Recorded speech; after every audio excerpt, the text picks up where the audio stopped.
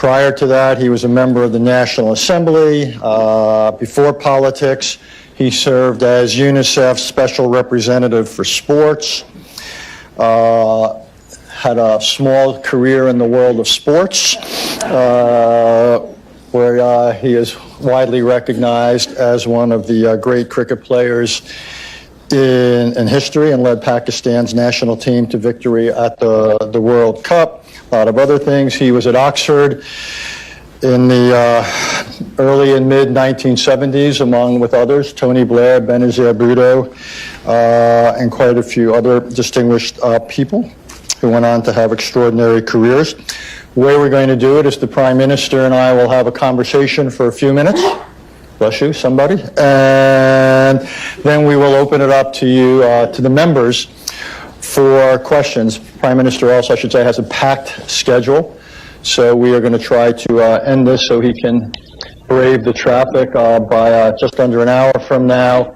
Ask you to remain seated when he goes. I can't resist, so one question. First of all, again, thank you and welcome, sir. One question about your previous life. Is there anything that you took from your previous life of cricket that has served you well in the world of politics that you now find yourself? Well, Richard, thank you very much first for inviting me here, giving me an opportunity to talk about my country. Cricket, like any sport, I think it teaches you the most invaluable lesson of life. And basically that is that whenever you are aiming at some goal in life, it teaches you how to struggle, the ability to take the bad times, the setbacks. So the quality of success is not how you handle the good times, it's how you handle the bad times and how you cope with them, how you learn from the setbacks, not get demoralized. So that's the only way I could struggle for 22 years before I got into this position. Well, speaking of struggle, let's talk about your economy for a minute, if we may. Over the years, I believe Pakistan and the International Monetary Fund have reached more than a dozen agreements. You just reached one rather recently, I think on the scale of $6 billion. You yourself, when you ran for this job, you were critical of it, yet you've now entered into it. Why is Pakistan having such difficulty economically that it has to repeatedly turn to the IMF? You see, it's the moment you have a deficit, whether it is current account or fiscal deficit, means you're not managing your economy properly, and it's just like a household. If the house is going into a deficit, you have to raise your income, cut your expenditure. So this inability of successful governments to manage our economy is why we keep landing up with the IMF. We inherited, unfortunately, the biggest current account deficit in Pakistan's history. And so the first year has been a real struggle to basically fix this deficit. And I'm very proud to say that we have really cut down this deficit almost by 70%. We now have an economy which is heading in the right direction. Simple reason was that previously we had a 5% growth rate, but that was based on imports. This time what we are doing is restructuring the economy so that it's an export-based growth rate, which is, really how an economy goes up. So that has been the main reason why, we had to go to the IMF, because we had this huge current account deficit. I also wanted to talk about your relationship with China. Pakistan is on the short list of the countries that receives the Belt and Road investment from China. So there's really two questions flow from it. Won't this dramatically exacerbate your debt challenge, given the nature of Chinese support? And how does Pakistan make the claim that it's going to retain its full sovereignty, given that it's allowing or inviting China in to do projects on such a scale? First, let me just say that the situation which we found ourselves in when 13 months ago we came into power, was probably the worst economic situation. And so China really helped us when we were right at the rock bottom. They helped us, supported our,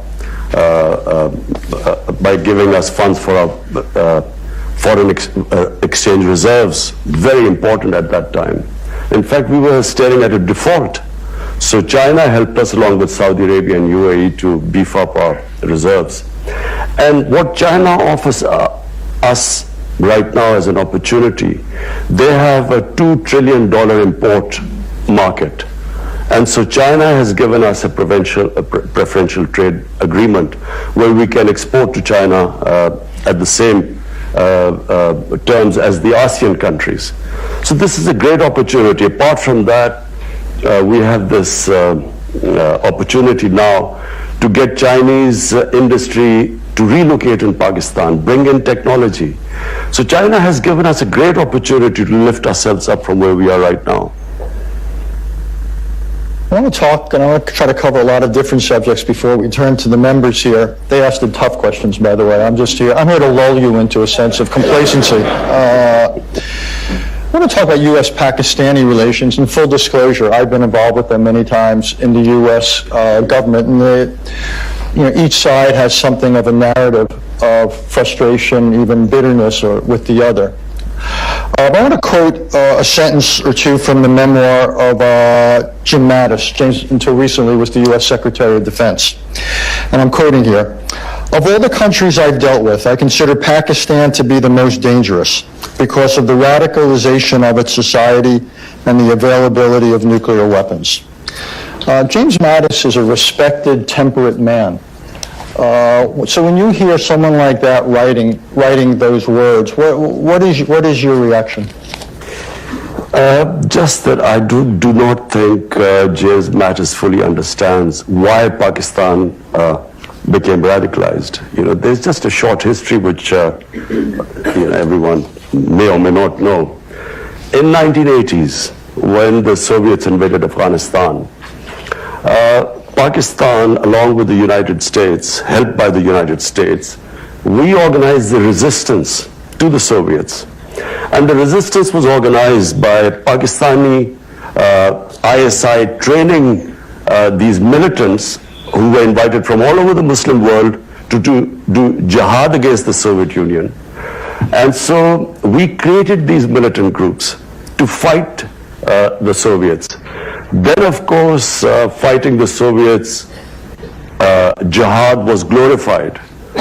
And I never forget when Ronald Reagan invited the Mujahideen leaders to Washington, and he said they reminded him, and I quote, the moral equivalence of the founding fathers of the United States. So jihad was, jihadis were heroes then. Come 1989, Soviets leave Afghanistan. The United States packs up and leaves Pakistan with a lot of those who would have reminded Ronald Reagan of the moral equivalence of founding fathers, and we were left with these groups.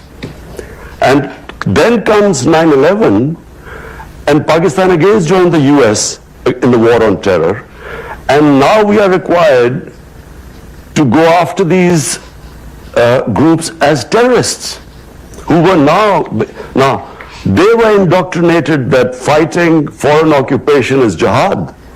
But now when the US arrived in Afghanistan, it was supposed to be terrorism. So Pakistan took a real battering in this. I have to say, Richard, I opposed this from day one.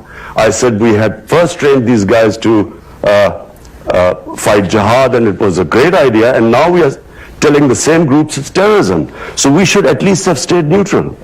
Pakistan, by joining the US after 9/11, committed one of the biggest blunders. 70,000 Pakistanis died in this. We had, some say over 150 billion, some say 200 billion, some economists, Pakistanis, 200 billion lost to the economy. And on top of it, we were blamed for the US not winning in Afghanistan. I thought it was the worst period for Pakistan.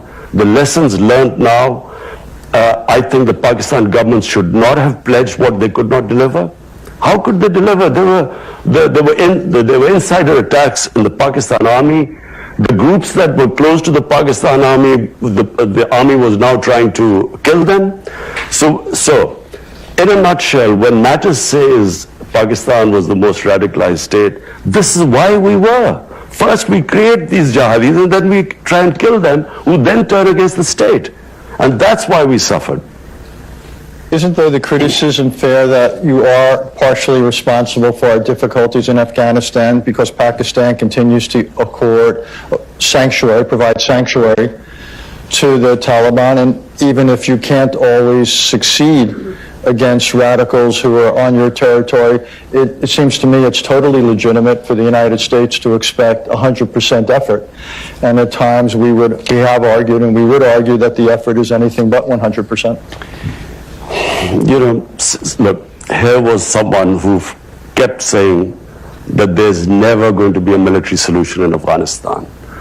I kept telling Pakistan government whenever I had a chance. I came here in 2008. President Obama had not taken office. I spoke to senior Democrats.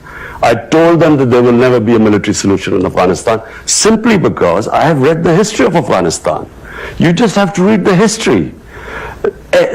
They fight each other. The moment a foreigner comes through, they all get together and the resistance started with the British. 3 times the British tried.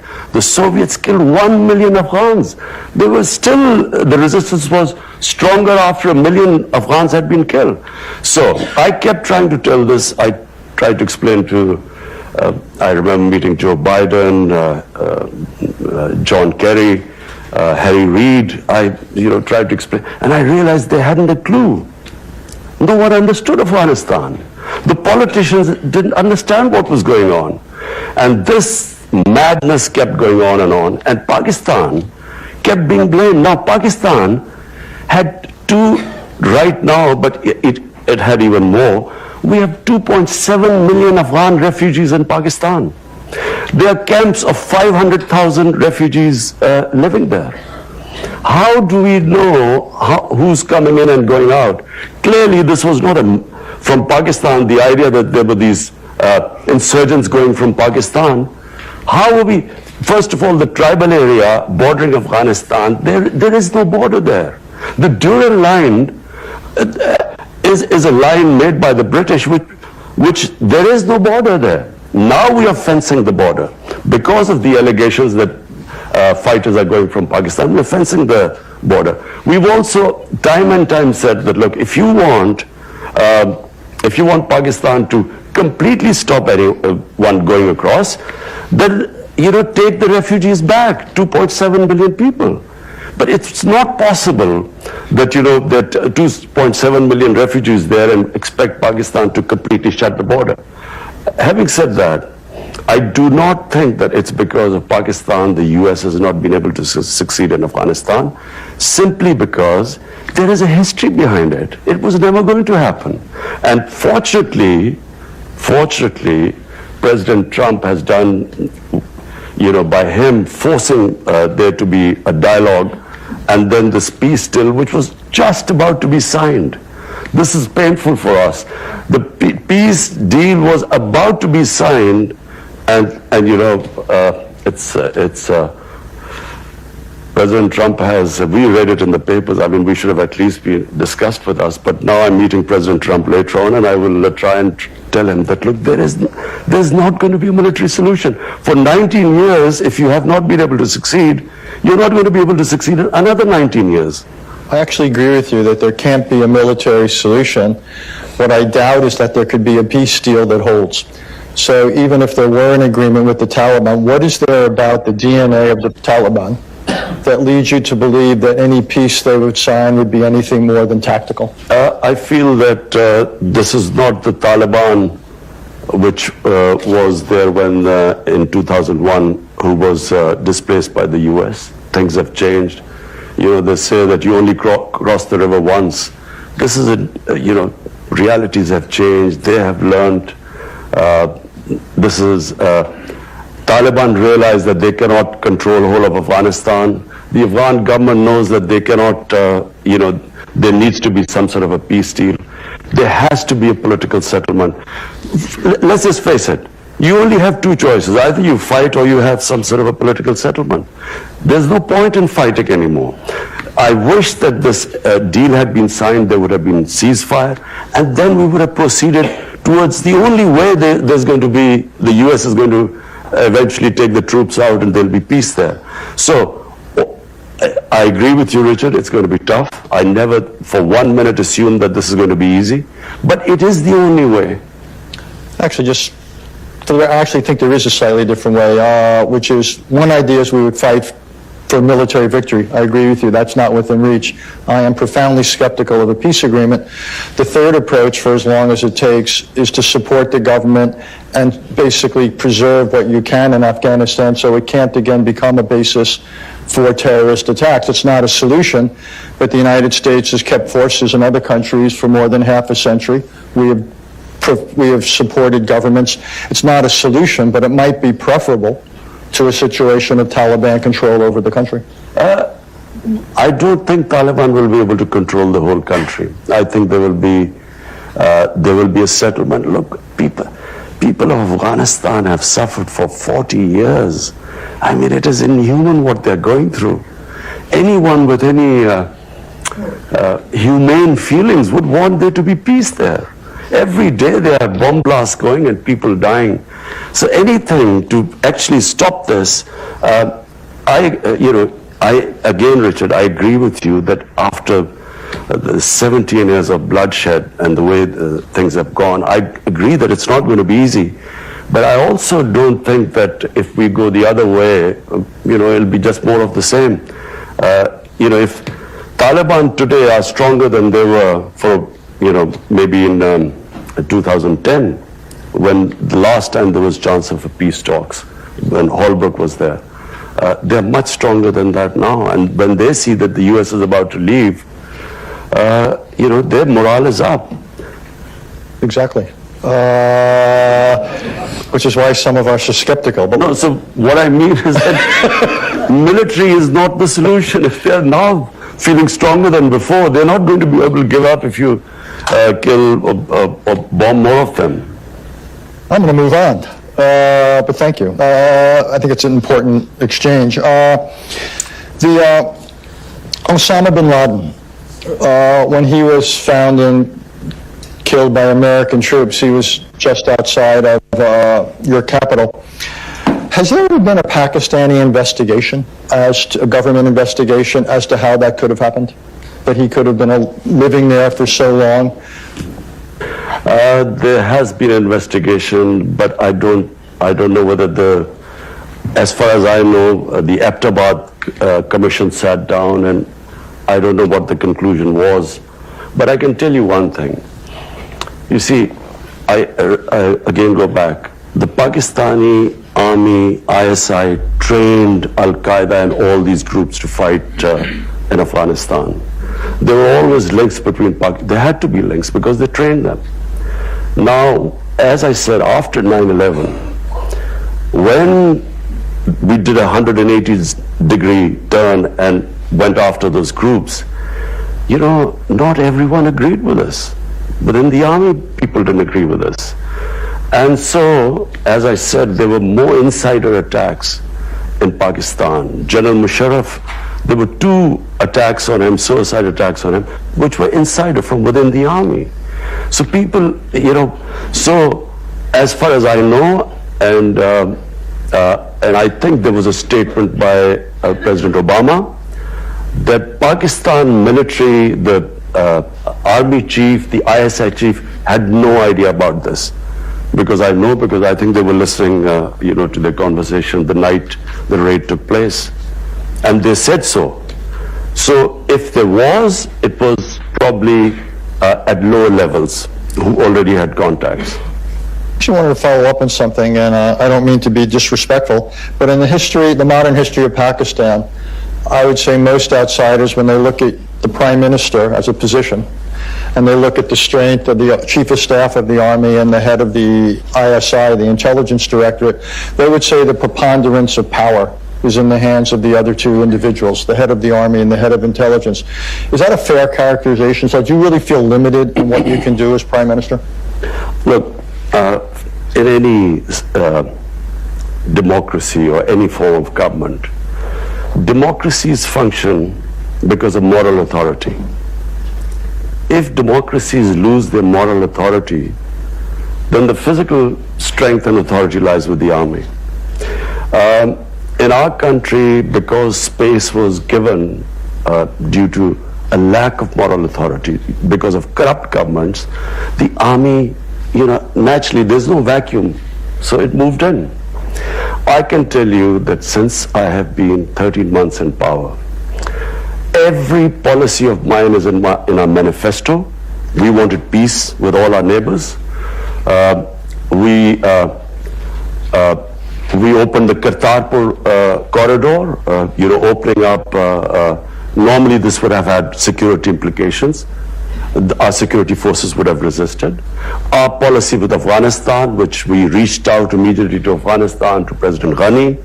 I have invited him to Pakistan. We speak regularly if there's any issue. Every policy of my government, which was peace with our neighbors, has been backed by the Pakistan Army. I'll even go further. The only time the Pakistan Army has cut its military budget is when my government started an austerity campaign and they followed, and they actually took a cut in their military spending. It's never happened before. I can tell you that all policies of my government have been completely backed by the army. When I spoke to Mr. Prime Minister Narendra Modi, I told him, I said, look, my country stands with me because we want peace. We have decided, we have a new policy with Afghanistan, with India. We want a new beginning. You take one step towards us, we come towards you. And he sort of said, are you sure? Meaning that is the army behind? The army completely stands with us, with our policies. So, in past, it may be true, and I repeat, it's because governments lose. When democratic governments don't have militant wings, they have only moral authority, and that's much more powerful than physical authority. Just two more questions for me. Since you raised India, I wanted to get to it. It may have been your hope to have improved relations with India. Needless to say, it hasn't worked out that way. So, and along the way, you said some pretty brutal things about Prime Minister Modi and about the philosophy of the BJP and so forth. So what is a realistic path? Because one analogy I often draw is at the height of the Cold War, the U.S.-Soviet relationship had far more dimensions to it, far more substance to it than the India-Pakistan relationship has now, in terms of diplomatic contacts, economic contacts, and the rest. So how do we take this relationship between two nuclear-armed rivals that have a history of conflict? How do we make sure the future doesn't resemble the past? Well, Richard, let me say one thing. This is very sad where we stand today. From day one, I have written letters. I've spoken to Prime Minister Modi about we have common issues. We have poverty. Poverty is big in the subcontinent. Any government that should come, the number one priority should be to deal with poverty. Climate change. We stand the subcontinent. I mean, our glaciers are melting at a rapid rate. We need to combine together because there are hundreds and millions of people that are going to be affected. So I called him up and I said, look, let's just have a new chapter. Let's reset our relationship. And he talked about terrorism, and I said, look, I give you an assurity. It's not because of pressure from India or anyone. It's a policy that we will not allow any militant groups in Pakistan. We were dismantling from day one, and again I talk about the army. Had the army not helped us, we would not be able to dismantle these militant organizations, a legacy of the 80s. And they were helping us. So I told him, I said, let's base a relationship on mutual trust. because, problem we have is the two countries didn't trust each other. Our foreign minister was supposed to meet last year in this UNGA, and suddenly India cancelled. And then we thought maybe, they don't want to get closer because of the Indian elections, because it's a nationalist, BJP is a nationalist party. One of the agenda, of course, is, they're hard on Pakistan. So we stayed back. Then, of course, Pulwama happened, where this Kashmiri boy blew himself on an Indian convoy. Immediately we were blamed. I went on air, I said, look, you give us any indication that a Pakistani was involved, we'll take action. They bombed us. The jets came and they bombed us, and so we retaliated, no loss of life, but on the way, two of the jets went down, one in Pakistan. The pilot we captured, we immediately gave him back, saying you didn't want any escalation. But what did, in the election campaign, it was all about how Pakistan was petrified, and that's why they quickly returned the pilot, and how Pakistan will be taught a lesson. The whole election campaign, you just have to read. It was all about anti-Pakistan and how Pakistan would be taught a lesson. We still thought, okay, let the elections be over, we'll again resume. Elections are over, and we again resume at nothing. And then we find India is pushing us in the blacklist of FATF to bankrupt us. That's when we started thinking this is something, there's some sort of an agenda going on. And then, of course, Kashmir took place on 5th August. Unilaterally, they cast aside the UN Security Council resolution, the Simla Accord, which was bilateral between us, their own constitution, Article 370. And that's when, you said, I said all those things, that's when I have said that this is an agenda. This is an RSS agenda which they are following. And I'm afraid, I worry now where we are, where the two countries are. That's why before that I asked President Trump to intervene and play a role in this. Because whenever we ask for other countries, United Nations to help, India says it's a bilateral issue. When we try to talk to them, they said there's nothing to talk about. So it's very important. It's two nuclear-armed countries facing each other, like this incident happened in February. I, as the Prime Minister of a country, am saying that anything can happen in such situations. You don't know what can happen. We should never be in this situation. That's why I will be speaking in UN. I would want the United Nations to play a role. This is why the United Nations came into being. This could have effects way beyond the subcontinent. Since India's tradition, not just this government, but other governments, has been not to accept third-party mediation, it seems to me it's beholden on India and Pakistan to essentially break this dynamic, which has obviously gotten worse after what's happened in Kashmir. Might it not make sense for Pakistan, and given where we began our conversation, you've got economic priorities and the rest, the last thing you need is a worsening strategic situation in South Asia.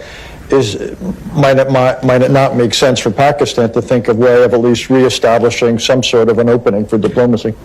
Richard, look at the situation right now. There are 8 million Kashmiris for 50 days have been shut inside. 50 days, 900,000 Indian troops have shut in their homes, 8 million Kashmiris. How am I going to talk about what? And unilaterally they have reneged on international laws. This was a disputed territory, Kashmir, between Pakistan and India. The United Nations, the Security Council, had given the people of Kashmir the right of self-determination, which was never given to them. Now, how do we start talking to anyone? How can we speak to India? At least what I expect the international community to do is to ask them to lift the curfew. It's inhuman. It's violation of every humanitarian right of the people of Kashmir. I should just tell the members here before I go to questions is that the Indian Foreign Minister will be here later this week, so I expect we will return to some of these. And I hope you'll ask proper questions to him. Not be too diplomatic. So we will have Ambassador Foreign Minister Jaishankar here. So it's now the appointed hour. Remember, this is on the record, and please, the shorter the questions are, the more succinct, the more we can get in. Mickey, you had your hand up. Just wait for a microphone. Let us know who you are and your organizational affiliation. Hi, good morning. I'm Minky Worden from Human Rights Watch. Our discussion today has proceeded without any mention of rights for 150 million women and girls in Pakistan. As Human Rights Watch has documented, there are serious problems with access to education, forced marriage, child marriage, and honor killings. What are your plans to deliver justice and accountability for women and girls? Thanks. Our main plank of our manifesto is rule of law. All the things you're saying is because we have weak enforcement of law. We have laws protecting women, we have laws protecting the weak, the minorities, and at times when these violations take place, it's because our enforcement, our implementation is weak. But I can tell you right now, 13 months, we have taken steps to protect our minorities. We have taken steps to protect the worship places of the minorities. The initiative which we have taken with the Sikh community is opening up the Kartarpur corridor is unprecedented. We are now in the process of restoring places of worship, because Pakistan was also the center of Buddhist civilization. And also the Hindu shrines. So my concept of Pakistan is where our minorities are equal citizens. They have all their rights are protected. All the women, the weaker sections, the poor people in our country, we have come up with the biggest ever poverty alleviation program despite our fiscal constraints. It is one of the, in our history, it's the biggest poverty alleviation campaign which we've started.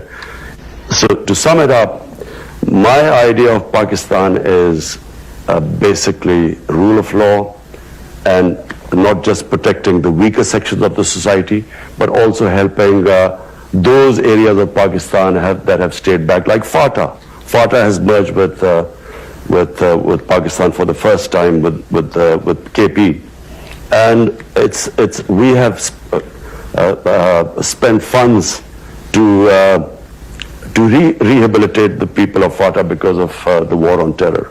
Just so you understand, in the World Economic Forum report, Pakistan comes in literally second to last in terms of the gender gap.